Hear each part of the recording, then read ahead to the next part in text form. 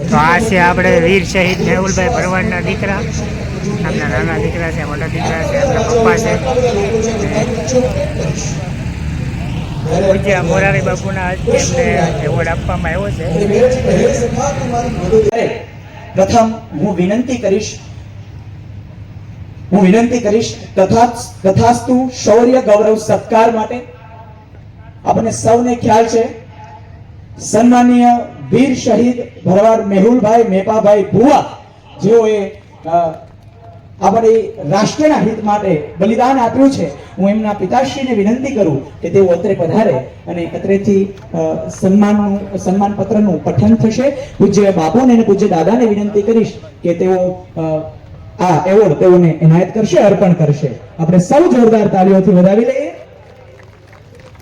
આપણે સૌ આ સન્માન પત્રને સાંભળીશું.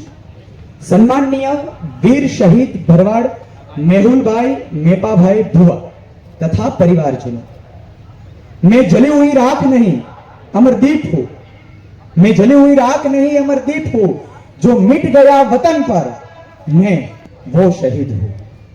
आप श्री अमरेली जिल्लाना लाठी तालुकाना धामेल गामना वतनी હતા.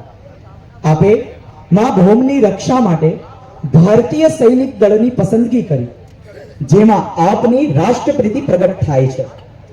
આપ શ્રી વર્ષ 2013 માં ભારતીય સૈનિક દળમાં જોડાયા હતા. જમ્મુ કાશ્મીરમાં આપ ફરજ બજાવી રહ્યા હતા ત્યારે આતંકવાદીઓ સામેના એક ઓપરેશન દરમિયાન આપે અદમ્ય શૌર્ય અને સાહસ દાખવ્યું હતું. આ ઓપરેશનમાં આપે પોતાના જીવની પરવા કર્યા વિના આતંકવાદીઓનો સામનો કર્યો હતો. आप मां भूमिની रक्षा करता शहीद થયા.